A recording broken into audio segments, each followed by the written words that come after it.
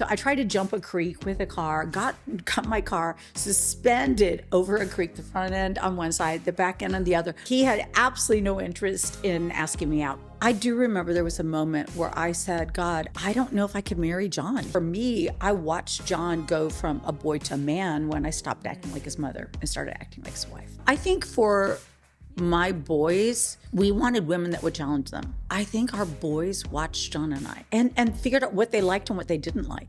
I mean, okay, this is crazy. Welcome back to the Dear Future Husband podcast. I'm your host, Christian, and I am saying welcome back to my mother-in-law. So glad to be back on. Second time on the podcast. Yeah. It's been, I think you were the very first guest ever. Are you serious? I'm pretty sure. Oh, I love that. Maybe it was Arden, but I think it was... Well, he doesn't count because you won. He's in the same household, so exactly. It's a little effort. But we had a spicier conversation on intimacy in your marriage for clarity. If you're like, wait, hold on, pause, I need to go watch that, you can find it on our Dear Future Husband playlist.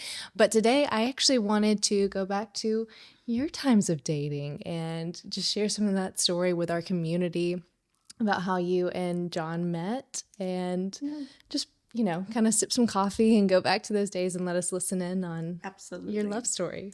So I had come home from University of Arizona where I was just goofing off. I was majoring on suntanning. So I'm taking some summer school classes at Purdue, and I came down to breakfast, and there was, and Christian, I don't even understand. I was wearing Daisy Dukes that I had cut up to the waistband, and I had a bathing suit on. And that's highly, highly inappropriate clothing to wear to breakfast.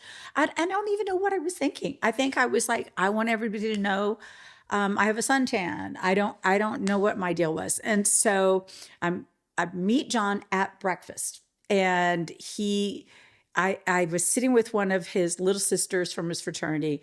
He came over and started talking to me, and I guess I was just spewing everything I had done the night before about partying, about driving. So I tried to jump a creek with a car, got my car suspended over a creek, the front end on one side, the back end on the other. I open up the door, fall in the creek. I'd obviously been drinking, fall into the creek. I go into this club, and I'm like, I need some guys to help me get my car out. So these guys all help me get the car out. And John's just like sitting at the table like, who is this woman? She's on another planet. This is a crazy woman. So he had absolutely no interest in asking me out. But I think he thought I was cute. He liked my suntan.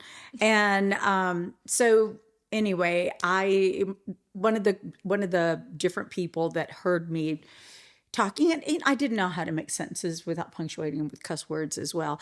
And so they said, hey, that's like an all-campus Bible study guy. You probably don't want to cuss in front of him. And I was like, oh my gosh, I don't want him to think I'm a bad person, but I was. And so I remember just seeing him. Did you think he was cute? And that's why you were like, wait, No, I just didn't want to think I was a bad person. No, I had absolutely no interest in him. Right. I didn't have healthy taste in men. So I didn't like John's type. John was like this cute, friendly, nice, thin tennis player. I dated rugby players and football players and basketball players. I did not date tennis players. Mm-hmm. I know that was just me being stupid. So anyway, yeah, I had no interest, but every time he would see me, he would say something like, gosh, you look tired. And I was like, what? It was like, see me on the campus. Oh, you look tired. I was up partying last night. I felt like he's looking into my soul. Yeah. It was like, you're tired of partying. And I'm like, I finally am legal to drink. And now, I'm looking tired. And so I had zero interest in talking to him. And then one day, I just thought, okay, this is crazy. I don't even know if this is spiritual or what it is. But one day I remember I rode my bike up to the building for one of my classes, and I could see that he was walking into the building. And I thought, if I slow down, he won't turn around. He won't see me. He won't say I look tired. So I thought, okay, slow down. But instead, this is crazy. I yelled, hey, and he turned around, and And I was like, oh my gosh, why did I yell that? And then I thought, I need to say something Christian. I need to say something Christian. And so I said, hey, my mom thinks that she is like an apostle or something. Like she thinks she can get healed and pray in tongues. And what do you think about that? And he just looked at me and he was like, well, that's really interesting. If you really want to talk about it, you can call me next week. And I thought, call you? You skinny little tennis boy? I'm not calling you. I don't even know why I'm talking to you. So I didn't call him. And, Christian, I know this sounds wild, but back then girls didn't call boys. Yeah. They waited for the boys to call. We kind of support that here. So I did not call him. And then he called me and he said, hey, there's a Bible study picnic. If you want to come to it, this is the time and blah, blah, blah. All still platonic at this point. I thought, yeah, totally platonic. I thought he was like calling 18 people like, hey, Friday night, Bible study picnic, whoever wants to go. Yeah. Well, I already had a date for Friday night. And so, but I thought, hey, it's free food. I'd go to the picnic, leave the picnic early, meet up with this other guy that I was going out with who was a football player. So I thought, yeah, I can do that. And then he calls me later in the week and he was like, what do you want to eat? Hot dogs or hamburgers? I was like, well, wait a minute. Like, how many people are you bringing? And he said, just you. And I panicked. I was like, wait, oh my gosh, this is a date. I'm going out with the nerdy Christian boy. No, wait, this is crazy. So I hang up. I call my mom. Mm-hmm. I accuse my mom of arranging this date. As soon as I mentioned your name. Well, I said, Mom, do you know John Bevere? And she was like, no. And I said, listen, this picnic is 1 block from our house. I just want you to know I am not becoming a Christian. I'm going to marry who I want to marry. And if I want to become a Christian later when I have kids, then I'll become a Christian. But I'm not Was she praying for you to be a Christian? Yes. Okay. So I'm totally freaking out on her. I unbeknownst to me, she called her Bible study friend. She said, well, my daughter is either completely demon possessed or she's about ready to become a Christian. And so they started praying that I was coming to this Bible study. She actually knew the people, but it wasn't, somebody that was part of her Bible study or anything. Our family went to Covenant Presbyterian. These people went to the Assembly of God Church. So it was very different, like Catholic, Presbyterian, Assembly of God. Yeah. And so anyway, I go to this picnic and I just grilled John. I mean, he picks me up and I'm like, what do you think about this? What do you think about this? What do you think about this? Well, what do you think? I mean, I just hit him. And then... Were you like nervous talking though? Like maybe if I just keep asking questions. No, I was thinking this is supposed to be like a Christian guy that I can ask all the questions I've ever had. I mean, okay, this is crazy. So somehow I had grabbed a hold of the story in my children's Bible about the guy that made a vow that the first thing that came out the door I would sacrifice, and it was his daughter. And I was like, what do you think about that? I mean, so I wanted answers. I wanted to tell him about how when my mom became a Christian, she dumped out all my dad's alcohol. I mean, I had all sorts of questions. I mean, John must have thought, what have I done? Why did I invite this girl to a picnic? And so I try to act nice, but I remember the Christian girls coming up to me and saying, we're praying for you. And I remember thinking, you sound angry, prayer. Like, I don't know if I want you praying for me. Why is everybody praying for me? And so it was kind of awkward. Yeah, it was kind of awkward. John was like the Bible study guy who had... They liked the cute tennis boy. They liked the cute tennis player. He had a job. He had a job waiting for him in Texas. So he was employed. He was cute. He was, I don't know. So they got in a circle. They were singing songs. We had a song sheets passed out. And I just remember being very uncomfortable because people were raising their hands. And when you're in college and people with their hands up, they have a question. So I'm like, what is wrong with these people? You have the song sheet. I kept shaking the song sheet like, it's right here. It's right here, people. And I looked down and I see this song called Robes of Righteousness. And it said that when God looked at me, he would no longer see me, but he would see Jesus. And I just heard the Holy Spirit say, you are covered in sin. You are covered in shame. I can't look at you. You need a covering. And I elbowed John. I said, is this true? And he says, what true? I said, this, that God could ever look at me and not see me. And the Holy Spirit just started a work right then and there. It was so drastic, Christian. And then afterwards, we went walking on the campus. I obviously stood up the other guy. And I, around late at night, I just said, I want to do this. I want to do this Christian thing. And so on my first date with John, which is kind of an unusual date, I got born again. And he said, now you're saved. And I said, what does that even mean? And he said, you're whole again, spirit, soul, and body. And I said, I can have cheese. I just remember that was my thing. There was like so many things broken, but I was like, let's start with the cheese. And so I got healed of lactose intolerance. And I know, and people are like, that's not real. Well, I don't know what to say. All I know is sitting on a bench on Purdue's campus, praying. I felt, first of all, when I got saved, I felt 100 pounds came off my shoulders. I felt like my jaw unclenched. I felt like everything. And then when I prayed and received healing, I just said, thank you, God, for healing me of lactose intolerance. When I did that, I just felt like love came into my stomach and untied all the knots that had been there since I was like 12 or 13. And that's the first night I slept just smiling. And I spent like an hour and a half looking for the book of Paul because John had kept quoting Paul. And I don't know. So where is this guy? Yeah. That's beautiful. And I think even what I'm picking up is like there was stuff that wasn't even just physical, but it was tied to your heart and tied to the way you presented yourself. So it's like that freedom and that liberty just all encompassing your body.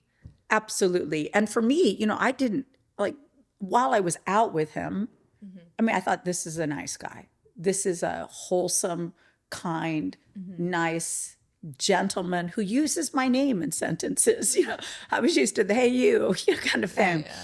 The next day, I remember I just went to my grandma's house and wanted to be alone and wanted to kind of think about what all had happened. And then I went to service with him on Sunday morning at an Assemblies, which was a shock. Again, all I've known is Presbyterian and Catholic Mass. So I went to... Was he calling you in between these two dates? Because obviously there's no texting. Well, we were in the dorm together. So I'm thinking he called me because the dorm had phone numbers. You could call rooms. It was kind of like a directory in the dorm where you could call room numbers. So I do think he called me and asked me if I wanted to go to church on Sunday morning, which was bizarre. I was like, oh, okay. So I went to church, and he also told me it was important that I got baptized. And so I remember meeting with my dad and telling him, hey, Dad, I'm going to get water baptized. Not this Sunday, but the following Sunday. Do you want to come? And my dad was like, you were already baptized. You're baptized when you're a baby. And I said, Dad, I didn't know what I was doing. I didn't know, and I asked my dad to come. And so I was water baptized in very ugly, big yellow waterproof things. And that's when he was like, yes. No. When did the romance, because that's a beautiful story. Well, actually, maybe if I can interject, some people talk about dating to convert. And it sounds like that was not John's intention. No. So what's your advice? It ended up happening. And I didn't know it was illegal. I didn't know he was having an illegal date with a heathen. I think, we went to church that morning. Then I think we had a Bible study that night. Maybe I had a Bible study that night with some of the girls that were from our Bible study. I don't know if John was there that night. And then we just started walking on campus. And he was more or less discipling me.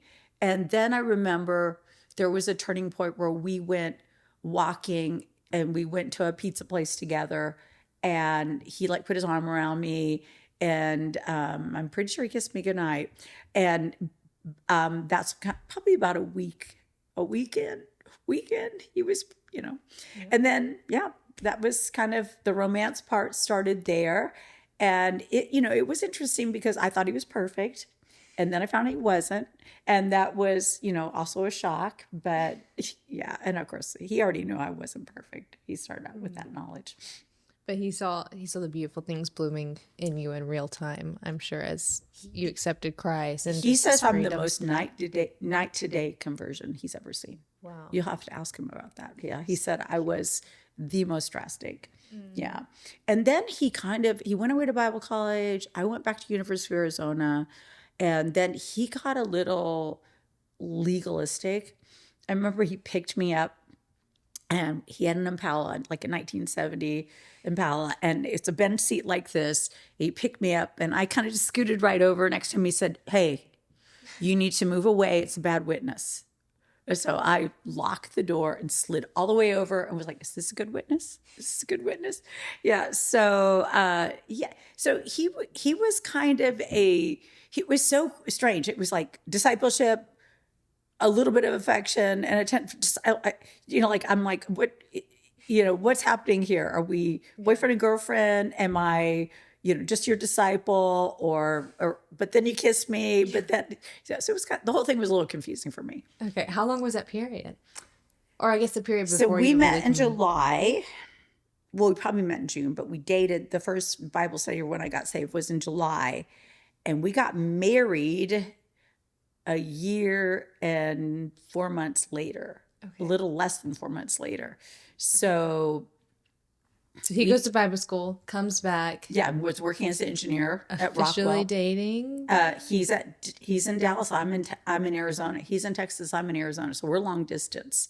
And then I really felt to move to Dallas, but he was dating other girls. He was a player at that point because like going on, because I think when you say dating today, dating today is so different because I feel like we made our own little pre-marital realm, but dating as far as like just going on dates, not like kissing around, promising things to different women. He wasn't that kind of, or was he? I don't know. I think we should get John on this. He dated Barbara, Helga, and Tammy. I remember all of these girls. And again, I was not. I actually reconnected with some of my old boyfriends from college, which was not wise. But yeah, he had told everybody that he believed I was his wife. He asked me to marry him. But he wasn't being very nice. He was being very harsh. And so I broke the engagement. I know. I'm so sorry. We're married now. We're married now. No, there was... well, I think that period was even confusing. It was such a weird thing to be a Christian. Yeah, the beginning of this modern dating and then the Christian side and the legalism. Yeah, the mustaches, the music. He didn't have a mustache when he asked me to marry him. But he did at your wedding, right? He did at the wedding. He did. No, it was very confusing. And I do remember there came a place, because it was so confusing, that he just called me one night and he said, "Can we just be friends again?" And I said, "Yeah, we can be friends again." But it was kind of like, "You're the only girl I could ever marry. Can we just be friends again?" I was like, I don't know what you're asking. Let's just do the friends part. And we just started walking and talking. And, we were poor. We were poor college kids. So walking and talking or splitting something to eat, that's about all we could do. Yeah. But that's how y'all started to have that romance side too. So I'm sure that was like recatalytic in a very simplified way. It was. Did you find new clarity and peace in y'all's relationship after that point? Yes, I would say that. It was very chaotic, very confusing for me. And again, I needed to grow. I needed to grow in my faith and not grow in my faith through John. I needed to grow in my faith. It was very confusing from, I would say, October. So he was so precious. He was writing me letters. He was discipling me from October to, I think he asked me to marry him in November. But he didn't give me a ring, so I was kind of like, "Oh, I don't know if this is really real." Asked me to marry in November. I broke off any possible engagement by Thanksgiving. And then I didn't see him, over Christmas, didn't talk to him or anything like that. Moved from University of Arizona to Dallas and did not date him at all. And then in May, all of the weirdness and the chaos and me going back to old boyfriends and him dating Christian girls, which I thought, you're just flaky. You say that I'm your wife and you're dating all these other girls. I mean, yeah. I know. So he just, he was dating someone who he pounded on my door at about 11 o'clock at night and said, this is John. I mean, I totally had no idea it was going to come by. Can we talk? And I said, you can go home and call me. I'm not going to open my door at 11 or whatever time it was. And I really sensed the Holy Spirit say, be kind. So I called him and I said, okay, what is it? What are you doing? And they just said, well, and that's what he just said. I was at a marriage seminar with his then girlfriend. And he's like, I'm sitting there looking at her and thinking, I could never marry her. You're the only girl I could ever marry. Could we just be friends? That was kind of the conversation. And John, he's so precious. But to say that he is savvy with his words when it comes to females is probably not accurate. But he's so precious. And, my boys used to say, Dad, you're not romantic. And I'd be like, he's generous. And I would take generous over romantic any day. He's super generous. And he really, for somebody that didn't actually ever see it modeled or have anybody, he didn't get to see affections modeled in his parents' life and that kind of thing, He's been great. And he's so affectionate now. I think that he's grown in it. Oh my gosh. We got to travel together this week and he just sends her a video and he's like, I'm on the other side of the world, but I'm drinking coffee, wishing I was with you. And I was like, oh my goodness. And there was a note when I came home. Stop. And there was a note. And it's 40 years in. 43. I love that. Yeah, that's there was a note. So he's a completely different person. Yeah. Whereas all the letters when I first met him were like, I've been praying this for you. Ephesians chapter 1 says, and which is what I needed. I needed to be discipled, but it was this awkward in between. Like, okay, what are we? Just how do we take that next step? Do we like how do we like? Will we be married and even have any kind of romance in our life?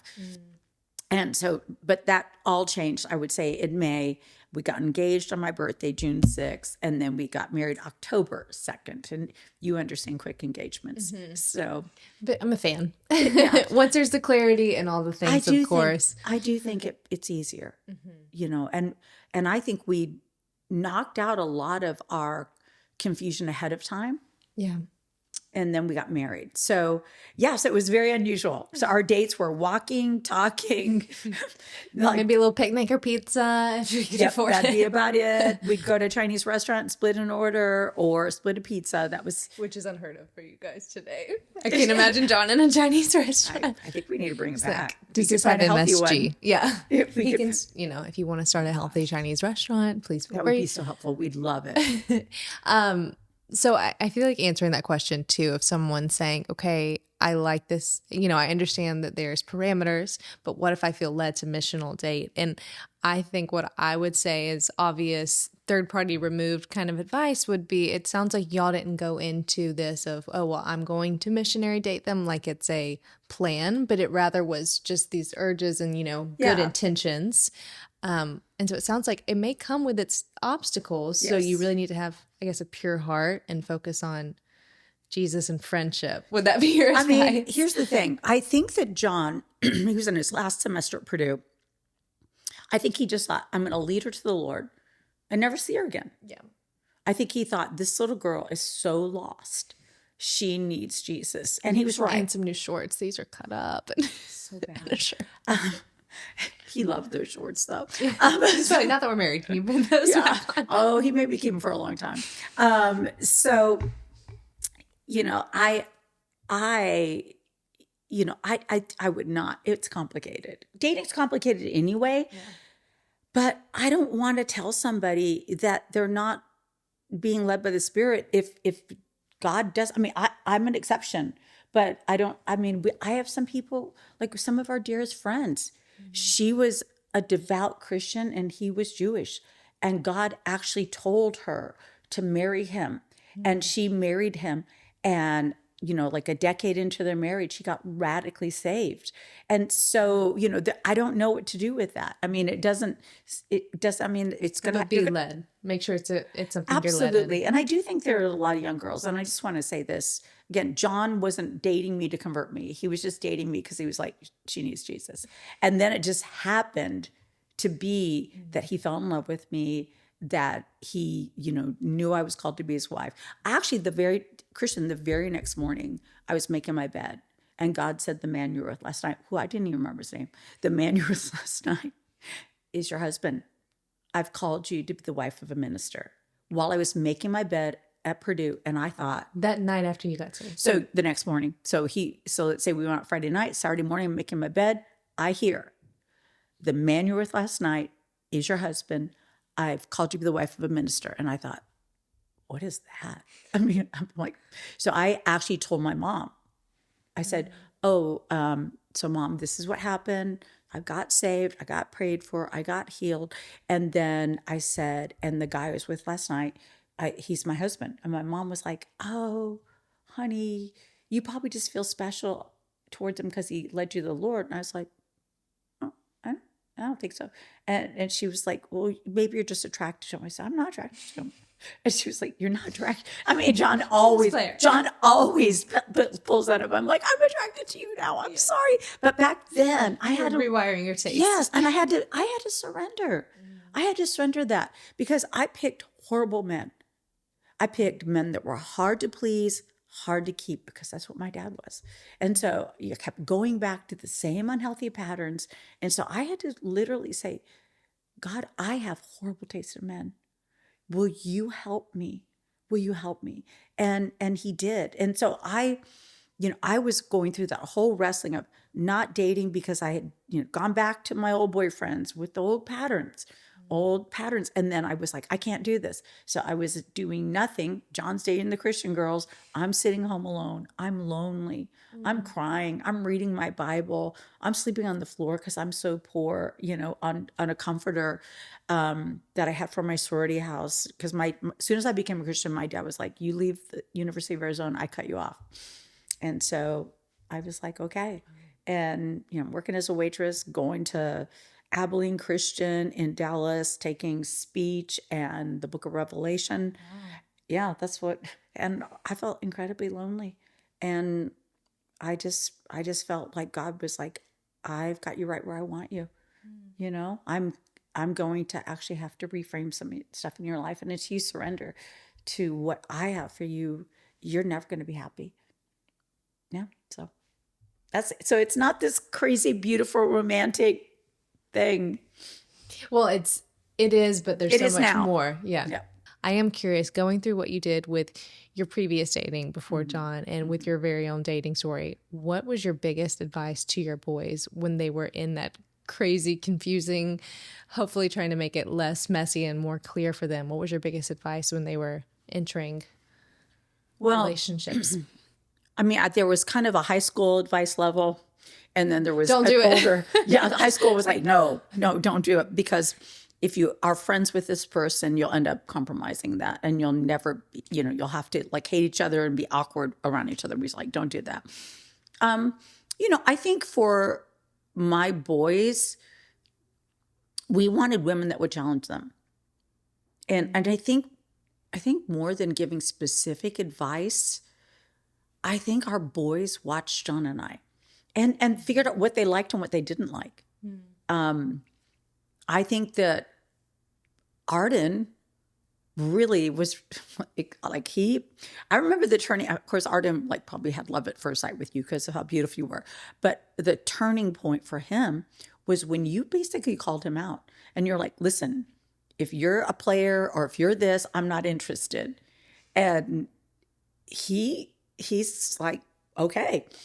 And he was at that place where I remember he'd come to me before he met you and he said, Mom, I really feel like I'm at a place where I've grown not as much as he could on his own, but he felt like the next stage of growth would include marriage. And he just said, I really feel it. Because, he was at Bible college and wouldn't date anybody. So, yes, hallelujah. Yes, so he that was a turn for him. And I think for all of us, having conversations around how important your marriage is, and how that person is either going to bring out the best in you, or they're going to fight you, or they're going to, be a partner for life, or they're going to be a problem for life, and it's just, marriage is a covenant. And my kids saw my parents' marriage and the hardship with that. And they saw John's parents, just commitment, long-term commitment to one another. They probably weren't like, wow, they don't even hold hands, but they saw long-term, constant commitment. And my boys are all different, and they all were looking for different things in their spouse. But I would say that your husband and my oldest son, and I would even say my third son, they all wanted wives that are really strong. And then I think Austin was like, I'm okay with somebody that's a little calmer, a little more joy. Yeah. More joy. Jess is really sunshiny. Somebody that would help him be more calm, because he overthinks things. Which is really neat, because it's not, and you might even see this even now, not necessarily my MO to be like strong and very confident. And so I feel like as I was praying for my marriage, particularly the year before I met Arden, where I was like, Lord, I just want to do this the right way. I don't even care what I have and haven't seen. And so I feel like as you pray for your relationships, there's some things that you might not even have gotten the best advice growing up. And so you're like, I feel like I'm missing an element, but I do believe that as you pray for it, things will come out of you. Like you were even saying, like, oh, this might be my future husband and a minister. I don't even know what a minister is. Like, things just spring forward. I was like, do I have to play the organ? Like, what's going on with this wife? Going off of something you just said, Christian, I do remember there was a moment where I said, God, I don't know if I could marry John. He doesn't seem very strong, which is hilarious. He doesn't seem very strong. I think I'd push him around. And I remember the Holy Spirit saying, there's something wrong with you that you'd want to push him around. And I was like, okay. Okay. He's like, do you want a husband that has to control you? And he's like, what are you doing? And so for me, I watched John go from a boy to a man when I stopped acting like his mother and started acting like his wife. Because all they've known. Which was probably a trust fall for you, honestly. It was a huge trust fall. Yeah. It was a huge trust fall, because every single man in my life had disappointed or left. So, yeah, no, absolutely. And he's been a catalyst for growth in my life like nothing else. And I would love to think that I've been that for him. Yeah. Okay. I want to ask one more. It might seem like a sidebar, but so many people, especially in the dating this generation, they're like, well, if I feel peace, I'll go. And I feel peace about going out. This doesn't make sense, but it feels okay. And I think some of that is spiritual, like peace is a fruit of the Spirit. Are they saying peace? Like, I have peace about dating someone who's not Christian, somebody that's not nice. I feel like peace gets beat up a little bit to be what it isn't. Okay. And what I'm hearing you say is, even as you're praying, whether it's something for your relationship or just for you, the Holy Spirit convicts you, and it's like, why are you doing that? That's not right. And I love hearing that from a mother figure to so many people of, hey, the Holy Spirit is your friend and your comforter, but it's also going to guide you and redirect you. So what would you say to maybe the people that are dating a little haphazardly, and maybe even throwing Christian statements on top of it as an excuse to be reckless? Can you steer us as a mother? Well, first of all, I literally, there was times, and I don't do this anymore, but there was times earlier on where I was like, I don't feel like I had any kind of romantic pursuit for my husband.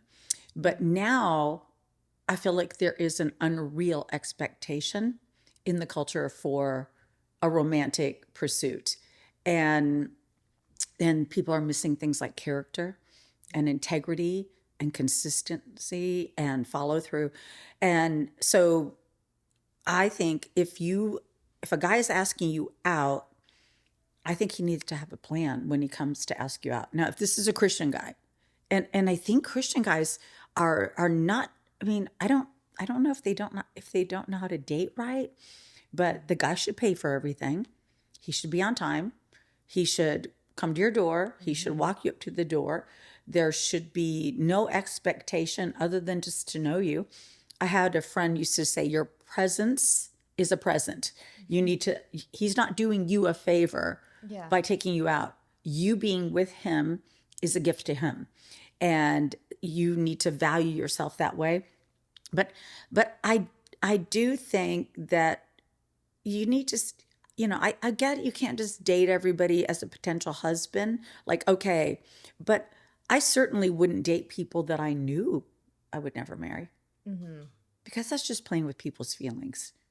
And, if you know this person is not godly, not consistent, not kind, and you're just lonely. Yeah, no, you don't go out with somebody because of that. And that's just going to reinforce bad behavior in that person. I don't know. It's been so long. I've been married 43 years. It's been so long since amazing. I've been on a date with somebody I wasn't married to. I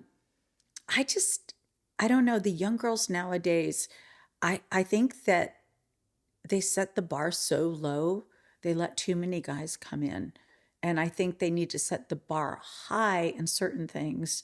And I have an expectation that you have a plan. Like, okay, I'll give you an example. When I was in college, and again, I was a total heathen. I remember this guy called me and he said, hey, do you want to go out Friday? And I said, and do what? And he said, I don't know, just hang out. And I said, I tell you what, why don't you call me back when you have a plan? I hung up. So I was like, I don't. As you should. Yes. If you haven't taken the thought and the time to think of an evening, even if it's no money, like, listen, I have no money. Let's just go for a walk. Yeah.